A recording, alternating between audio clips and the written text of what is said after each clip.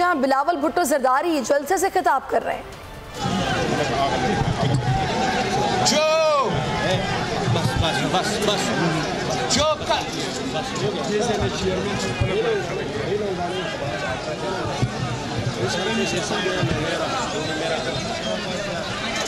लगभग कोशिश करो कोशिश प्लीज प्लीज जो करिया करिया मातम है और बस्ती बस्ती आंसू है, सहरा सहरा आंखें हैं और मक्तल मक्तल नारे हैं। वो संग सितारों को लेकर वो चांद चमकता निकलेगा। जो कत्ल हुई वो खुशबू है, जो कत्ल हुई वो खुशबू है, तुम कितना रास्ता रोकोगे। वो औरत थी या जादू थी, वो औरत थी या जादू थी जो सर पर चढ़कर बोलेगी। हर जिंदा के हर मकफल को वो चाबी बनकर खोलेगी और शोर हवाओं का बनकर वो आंगन आंगन बोलेगी। तुम जिंदा होकर मुर्दा हो, वो मुर्दा होकर जिंदा है। तुम जिंदा होकर मुर्दा हो, वो मुर्दा होकर जिंदा है। तुम खाकी वर्दी वाले हो या काली दाढ़ी वाले हो, तुम नीले पीले ऊदे हो या गोरे हो या काले हो, तुम अपने हो पराए हो या अंधियारों के पाले हो।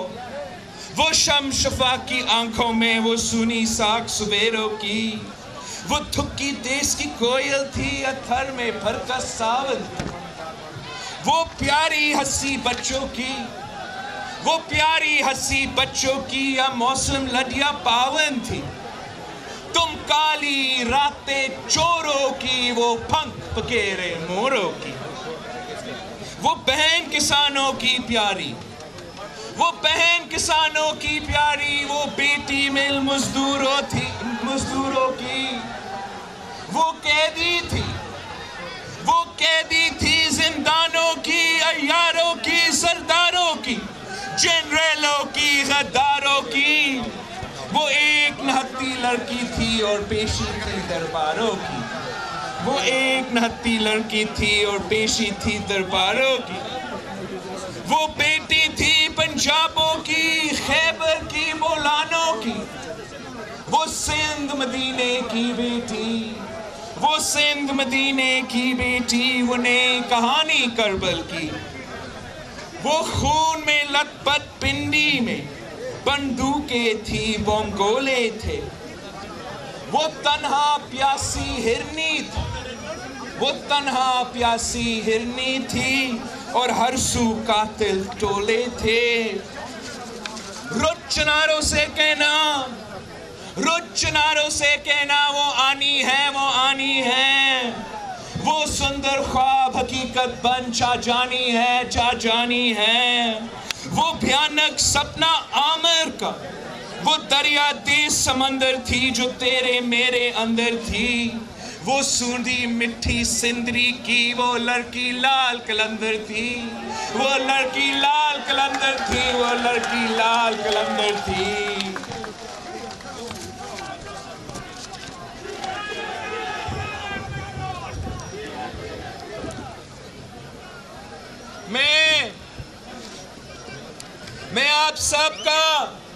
मैं आप सबका दूर दराज इलाकों से आए हुए लोगों का, जिन्होंने इतनी बड़ी तादाद में यहाँ जमा होकर इस जलसे को कामयाब बनाया है, मैं आप सबका शुक्रगुजार हूँ।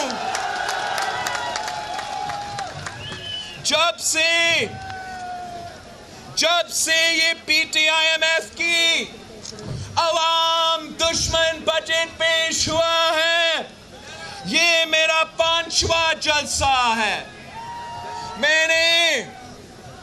मैंने सिंध का नवाबशाह में जलसा रखा, पोटोहार पंजाब के गुजर खान में जलसा रखा, चरसदा और मनमंद पे बॉर्डर पे जलसा रखा, दियाए खान में जलसा रखा, और आज यहाँ लोरदीर में मैं आप सब के दरमियान में हूँ।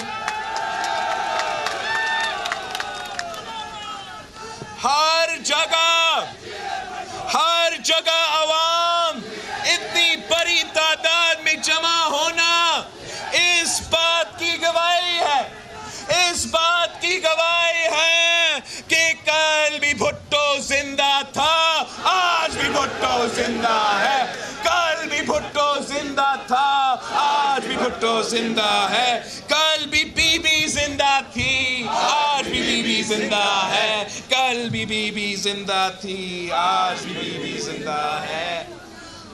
दोस्तों, किसी के दिल में जिंदा रहना कोई आसान बात नहीं है। तारीख गवाह है, अवाम के दिलों में कोई जिंदा रह सकता है जिसने अवाम को अपना माना हो, उनके दुख दर्द दूर किया हो और उनके हुकूक के लिए कुर्बानी दी हो। और दूसरी तरफ जिन्होंने अवाम के हुकूक छीने, उनको दुख दर्द दिए और उन्हें अपनी जागीर समझा, आज उनका नाम लेने वाला कोई नहीं। वो तारीख और लोगों के दिलों में मर चुके हैं। मैं आपसे पूछता हूं कि क्या आज आमिर जिया का कोई नाम लेने वाला है? क्या आज कोई बगोरा गद्दार जनरल मुशर्रफ का नाम लेने वाला है? दोनों को अवाम और तारीख ने ऐसे ठुटकारा कि उनका दौर सिर्फ सियाह दौर के तौर पे याद किया जाता है। दोस्तों, आज भी हमारा मुकाबला जमहूरियत के लिबादे में छुपी आमरीत से है, उस सिलेक्टेड वजीर आजम से है, जो इस मुल्क में हर वो जमहूरी हक जिसके लिए मेरे और आपके बुजुर्गों ने इस मुल्क के और इस खित्ते के गयूर अवाम ने और पाकिस्तान के हर तबके ने कुर्बानी दी, वो इसे छीनना चाहते हैं, उन हुकूक को सलब करना चाहते हैं और फैशिज्म कायम करना चाहता है। मौला अली का कौल है कि इंसान का असल चेहरा देखना हो तो उसको दो चीजें दे दो, ताकत और दौलत उसका आएगा। आप खुद बताएं इक़्तिदार में आने से पहले इमरान का चेहरा क्या था और आज क्या है?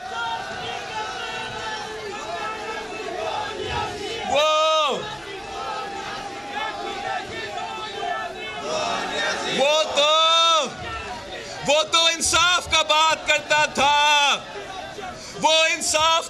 करता था, और आज उसकी सियासत इंतकाम की सियासत है। वो तो अवाम को रातों रात खुशहाल करने की बात करता था, और आज उसने अवाम को टैक्सेस, महंगाई और बेरोजगारी की सुनामी में डुबा दिया है। वो तो तब अदलिया की आज़ादी की बात करता था, और आज उसी अदलिया पर हमलावर है। वो तब मीडिया की आज़ादी की बात करता था, और आज उसी मीडिया का गला घोंट रहा है। वो तब कहता था कि खुदकुशी कर दूंगा पर कर्ज नहीं लूंगा, और आज इस मुल्क की मईशत को IMF के पास गिरवी रख दिया है। दोस्तों, इमरान आज हालात को उस नहज पे लेकर आया है कि उसके हुकूमत के पहले ही साल लोग उसके जाने की दुआ कर रहे हैं। अपने मुआशी मुस्तकबिल को बचाने के लिए सड़कों पर निकल रहे हैं।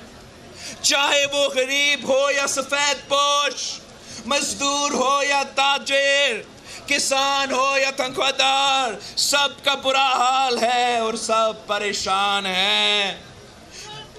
यहाँ तक कि उसको सिलेक्ट करने वाले भी परेशान हैं कि हमने किस नालायक के हवाले मुल्क कर दिया है।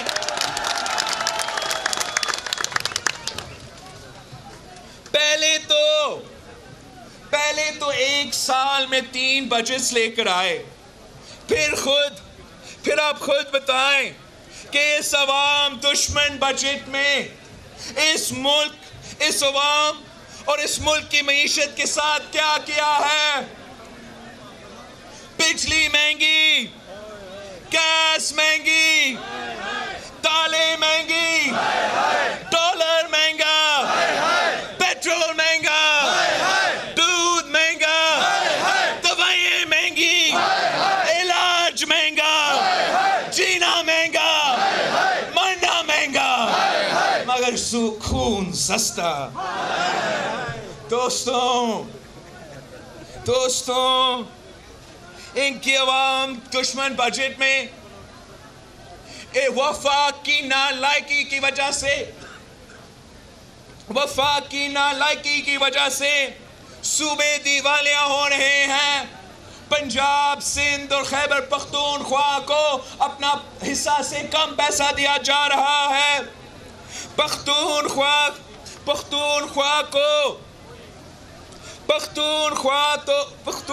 तो 40 अरब रुपया कम मिल रहा है। आप जरा सोचें, 40 अरब रुपया में से हम क्या कुछ कर सकते थे। यहाँ दीर में, बाजौर में हम कितने नए हॉस्पिटल्स बना सकते थे। हम 40 अरब रुपया के साथ कितना नए स्कूल्स बना सकते थे। 40 अरब रुपया में से आपको कबायली इलाकों को, पख्तूनख्वा के बेरोजगार नौजवानों को कितना रोजगार दे सकते थे।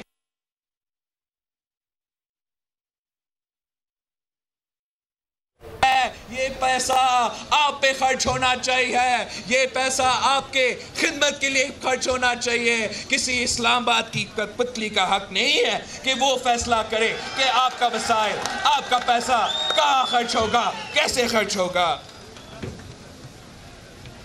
ये तो कहता था कि जब मैं वजीर आजम बनूंगा तो सब ठीक हो जाएगा। लोग मुझ ईमानदार को इतना टैक्स देंगे कि संभालना मुश्किल हो जाएगा। हमें किसी से भीख मांगने की जरूरत नहीं पड़ेगी, हमें किसी के आगे हाथ फैलाने की जरूरत नहीं पड़ेगी। लेकिन आज सूरत हाल इसके बरक्स है। पाकिस्तान की तारीख में कभी इतना कम टैक्स इकट्ठा नहीं हुआ जितना इस हुकूमत में हुआ है। और आज इस कमी को पूरा करने के लिए, इनका नालायकी को कवर करने के लिए अवाम पे बोझ डाला जा रहा है, आपके जेब पर डाका डाला जा रहा है। और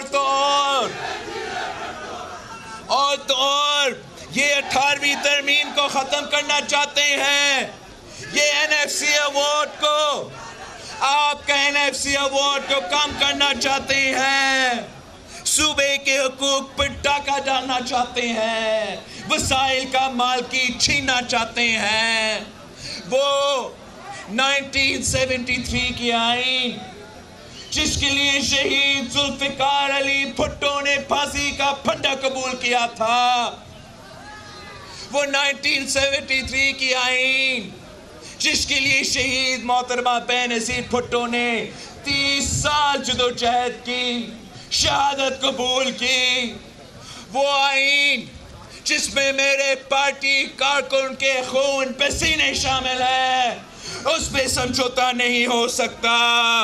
इमरान सुन लो, आप भले मुझे, मेरे खानदान को, मेरे पूरे पार्टी को जेल भेज दे, मगर हम अपनी तमीम पर, सूबाए खुद मुख्तारी पर, इस इस्लामी वफाकी जमहूरी निज़ाम कोई समझौता नहीं होगा। शहीदों के खून पे समझौता नहीं हो सकता। दूसरी तरफ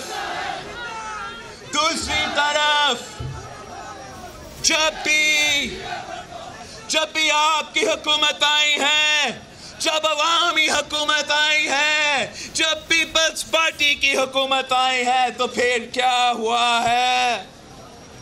शहीद जुल्फिकार अली भुट्टो ने ना सिर्फ तीर में, पूरे पख्तूनख्वा में कबायली इलाकों से, पाकिस्तान से नवाबी निज़ाम ख़त्म किया, ज़राए इस्लाहात की, और जो कभी अपनी ज़िंदगी में ज़मीन के मालिक नहीं बन सकते थे, उनको मालिक बनाया, लोगों को रोज़गार दिया, कबायली इलाकों के पख्तूनख्वा के नौजवानों को मुल्क भर में रोजगार दिया। अगर यहाँ नहीं मिल सका तो फिर मुफ्त पासपोर्ट दिलवा के बाहर नौकरी का बंदोबस्त की। इस मुल्क को आईन दिया, एटमी ताकत बनाया, लोगों को हुकूक दिए, बराबरी दी और जीने का शूर दिया। जो भी तरक्याती काम आपको कबायली इलाकों में नजर आएंगे, हर तहसील में जो तरक्याती काम आपको नजर आएगा, वो पाकिस्तान पीपल्स पार्टी का कारनामा होगा। अगर महमंद में ग्लास फैक्ट्री है तो वो भुट्टो का बनाया हुआ है। अगर बारा में घी प्लांट है तो वो भुट्टो का बनाया हुआ है। अगर वजीरिस्तान में मैचेस का फैक्ट्री है तो वो भुट्टो का बनाया हुआ है। अगर वाना में ग्रिड स्टेशन है तो वो पाकिस्तान पीपल्स पार्टी का दिया हुआ है। अगर बाजोर में पहला हॉस्पिटल बनी तो भुट्टो ने बनाया। अगर बाजोर में पहला कॉलेज बना तो भुट्टो ने बनाया। अगर पाराचिनार में पहला एयरपोर्ट बनी तो शहीद मोहतरमा बेनज़ीर भुट्टो ने बनाई। अगर पाराचिनार में पहले खवातीन के लिए कॉलेज बनी तो शहीद मोहतरमा बेनज़ीर भुट्टो ने बनाई थी। शहीद मोहतरमा बेनज़ीर भुट्टो के दौर तो मशहूर थी कि बेनज़ीर आएगी रोजगार लाएगी, बेनज़ीर आएगी रोजगार लाएगी। आज भी पख्तूनख्वा में, कबायली इलाकों में, मुल्क भर में लेडी हेल्थ वर्कर्स काम कर रहे हैं, आपका सेहत का भी ख्याल रख रहे हैं और अपना घर के मदद भी कर रहे हैं। और जब 2008 में सदर ज़रदारी ने इस मुल्क के सदर बने तो फिर उन्होंने दहशतगर्दी और इंतहा पसंदी के खिलाफ पार्लियामान को मुत्तहिद किया। पार्लियामान को अपनी बहादुर अफवाज के शाना बशाना खड़े किए। FCR जैसे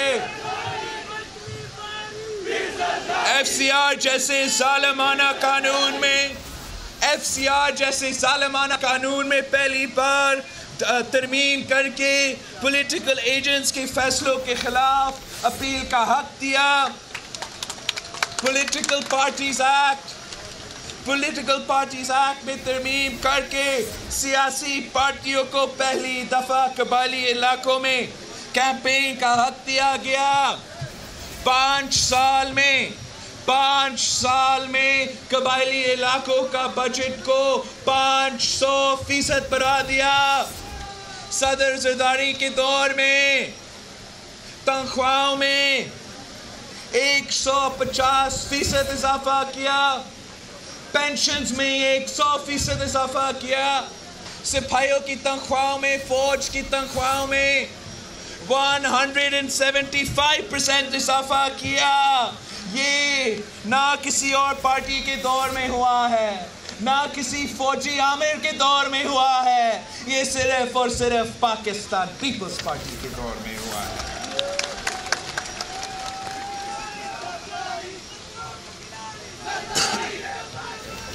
अठारहवीं तरमीम करके NFC अवार्ड के जरिए सूबों को हुकूक दिए, उनको माली वसाइल दिए जिससे वो अपने लोगों की खिदमत कर सके। इस मुल्क की आज़ादी के 60 साल बाद पख्तूनख्वा को और यहाँ के लोगों को शनाख्त दिए, अंग्रेज़ों की दौर से दी हुई शनाख्त NWFP को ख़त्म किया। बेनज़ीर इनकम सपोर्ट प्रोग्राम जैसे इनकलाबी प्रोग्राम शुरू किया, जिससे ना सिर्फ पख्तूनख्वा में कबायली इलाकों में मगर पूरे मुल्क में ख़वातीन फ़ायदा ले रहे हैं। गवादर पोर्ट का मुआहदा चीन से करके सीपैक की बुनियाद रखी, जिसका सबसे ज़्यादा फ़ायदा कबायली इलाकों और बलूचिस्तान को होना था, मगर बाद में रूट में चेंज किया गया। दोस्तों, ये सब हमने इसलिए किए क्योंकि ये एक ख्वाब का तसलसल है। वो ख्वाब जो इस मुल्क और अवाम के लिए शहीद जुल्फ़िकार अली भुट्टो ने देखा और जिसके लिए शहीद मोहतरमा बेनज़ीर भुट्टो ने कुर्बानी दी। आज मैं आपसे वादा करता हूँ कि मैं शहीदों के वारिस इस अजीम मिशन को जारी रखूँगा, चाहे मेरे रास्ते में जितनी भी बड़ी मुश्किलात खड़ी कर दी जाए। मुझे चाहिए तो सिर्फ आपके साथ, आप मेरे हिम्मत हो, आप ही मेरा सरमाया हो। हम सब मिलकर कायद का पाकिस्तान बनाएंगे। भुट्टो का पाकिस्तान बनाएंगे, बेनज़ीर पाकिस्तान से जान छुड़वानी है, जिसमें बली गाला की एंक्रोचमेंट हलाल है मगर गरीब की झोंपड़ी हराम है। इनकी मुनाफिकत देखो, इनकी एक नहीं 2 नया पाकिस्तान देखो, जिसमें लाडले के ऑफशोर कंपनी हलाल है और मियाँ साहब की ऑफशोर कंपनी हराम है। PTI की फॉरेन फंडिंग हलाल है, मगर MQM का फॉरेन फंडिंग हराम है। पेशावर की महंगा तरीन नामुकम्मल मेट्रो हलाल है और लाहौर की मुकम्मल मेट्रो हराम है। बेनामी अकाउंट्स तो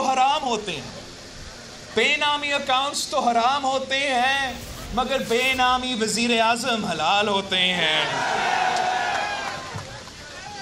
साथियों, इस बेनामी वजीर आज़म ने जो अवाम दुश्मन बजट PTIMF बजट धांधली करके पास करवाया, मतलब सिलेक्टेड हुकूमत ने, धांधली ज़दा हुकूमत ने धांधली करके ये अवाम दुश्मन बजट पास करवाया।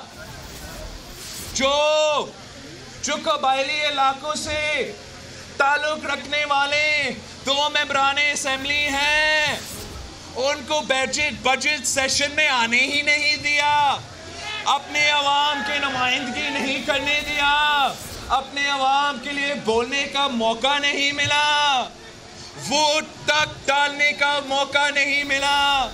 मैं तो चीखता रहा, मुतालबा करता रहा कि अगर ये 2 मेंबरान असेंबली जो के प्रोडक्शन ऑर्डर्स नहीं निकलते हैं, वो बजट सेशन में शरीक नहीं होंगे, तो ये धांधली होगी और ये पहली बार हुआ होगा। मगर हमारा जो स्पीकर साहब है, जो आपके सूबा से ताल्लुक रखता है, वो मेरा बात नहीं सुना। कबायली इलाकों के नौजवान MNAs को बजट में हिस्सा नहीं करने दिया और धांधली से ये बजट पास करवाया। और तो और इन्होंने तो फाइनल वोट पे गिनती तक नहीं की, वॉइस वोट से पास करवाया। किसी को नहीं पता, मुझे नहीं पता, आपको नहीं पता कि कितने वोट से सवाम दुश्मन बजट के हक में थे और कितने वोट से सवाम दुश्मन बजट के खिलाफ थे। ये पाकिस्तान की तारीख के पहली बार में हुआ होगा कि वज़ीर आज़म साहब ने अपनी ही बजट की आखिरी वोट पे वोट तक नहीं दिया। और ये अवाम दुश्मन बजट में है क्या? ये PTIMF बजट में है क्या? तब्दीली के बजट में है क्या? अवाम के लिए तकलीफ है और अमीर के लिए रिलीफ है। इस अवाम दुश्मन बजट में उन करप्ट डाकू लुटेरों के लिए जिनके खिलाफ खान 20 साल शोर मचाता था, उनके लिए तो एमनेस्टी स्कीम है। अरबपति बैंकर्स, अरबपति स्टॉक ब्रोकर्स के लिए अरबों रुपए का बेल आउट है। मगर आम पाकिस्तानी के लिए, गरीब पाकिस्तानी के लिए, सफेद पोश पाकिस्तानी के लिए टैक्सेस का तूफान है, महंगाई की सुनामी है, बेरोजगारी है। ये किस किस्म की तब्दीली है? और तो और आपको अब नियाजी को हिसाब देना पड़ेगा। अगर आपके अकाउंट में 5 लाख रुपया भी हो, अगर आपके अकाउंट में 5 लाख रुपया भी हो, आपको नियाजी को हिसाब देना पड़ेगा, मनी ट्रेल दिखाना पड़ेगा। अब जरा सोचे उस बेचारा बुजुर्ग मजदूर का जिसने मेहनत करके अपनी जिंदगी की खून पसीने की मेहनत को चोर के बड़े मुश्किल से 5 लाख इकट्ठा किया है अपनी बेटी के लिए, अपने हज उम्रा के लिए, अपने भरापा के लिए। अब उसको हिसाब देना पड़ेगा, जवाब देना पड़ेगा कि ये पैसा कहाँ से आया, कैसा आया, कब आया, मनी ट्रेल क्या है। और अगर जवाब नहीं दे सकता तो जेल में जाना पड़ेगा। ये जुल्म की इंतहा है। यहाँ तक कि आपको आपके कुर्बानी के बकरा पे टैक्स देना पड़ेगा, हिसाब देना पड़ेगा, मनी ट्रेल दिखाना पड़ेगा।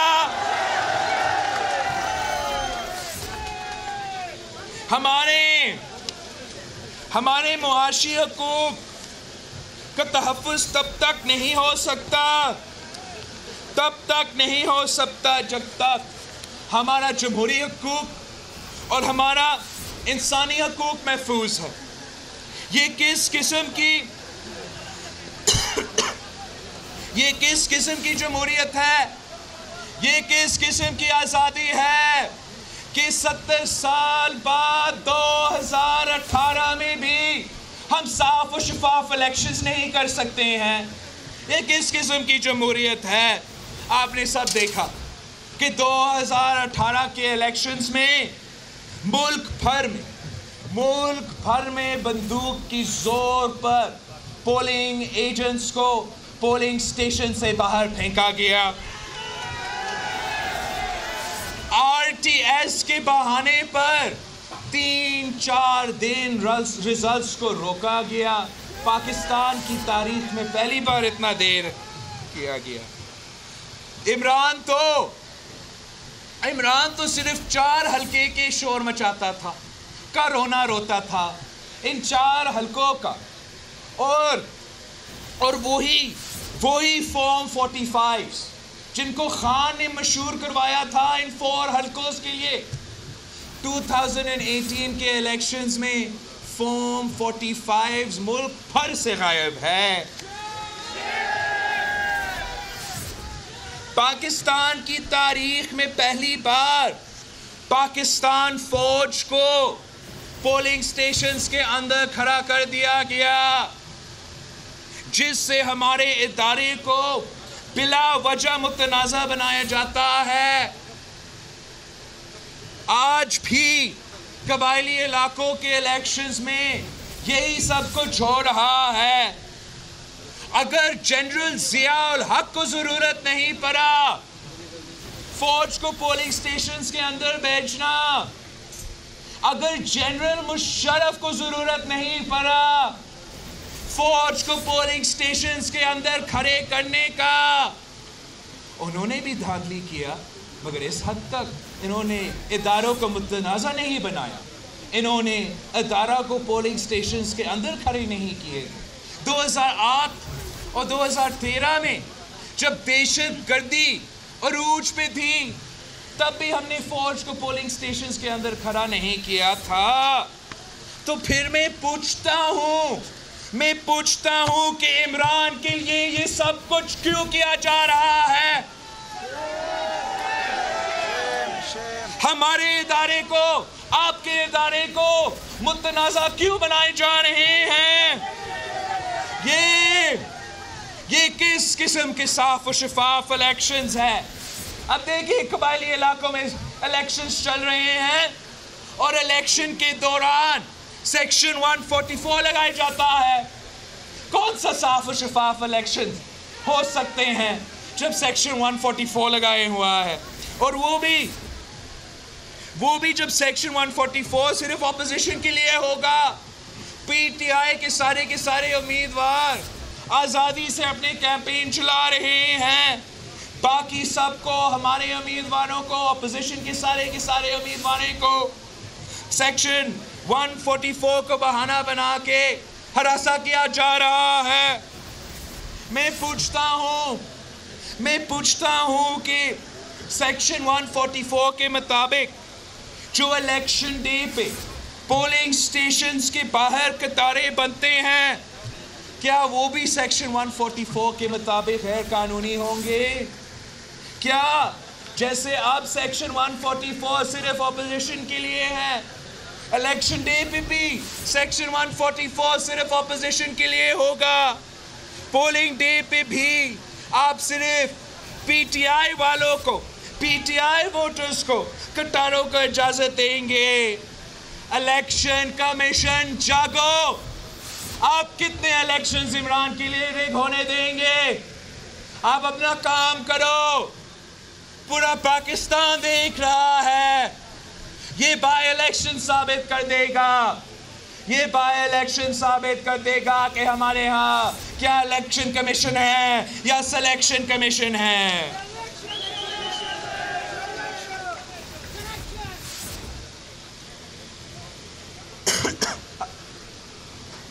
ये 70 साल बाद आप शफाफ इलेक्शंस नहीं कर सकते, तो फिर किस किस्म की जमहूरियत है, किस किस्म की आज़ादी है? ना अवाम आज़ाद, ना सहाफ़त आज़ाद, ना सियासत आज़ाद। ये किस किस्म की जमहूरियत है, किस किस्म की आज़ादी है कि हमारा मीडिया पूरा का पूरा सेंसर्ड है? दहशतगर्दों के तर्जुमा तो इंटरव्यू दे सकता, दहशतगर्दों के तर्जुमा इंटरव्यू दे सकता है, बगोरा गद्दार फौजी आमिर इंटरव्यू दे सकता है, इंडियन एयरफोर्स का पायलट इंटरव्यू दे सकता है, रॉ एजेंट कुलभूषण यादव का इंटरव्यू चल सकता है, मगर मेरे कबाइल के नौजवानों के इंटरव्यू तो नहीं चल सकता। इस मुल्क का साबिक वजीर आज़म के इंटरव्यू नहीं चल सकता, इस मुल्क का साबिक सदर का इंटरव्यू नहीं चल सकता। तो फिर ये किस किस्म की जमहूरियत है, ये किस किस्म की आज़ादी है?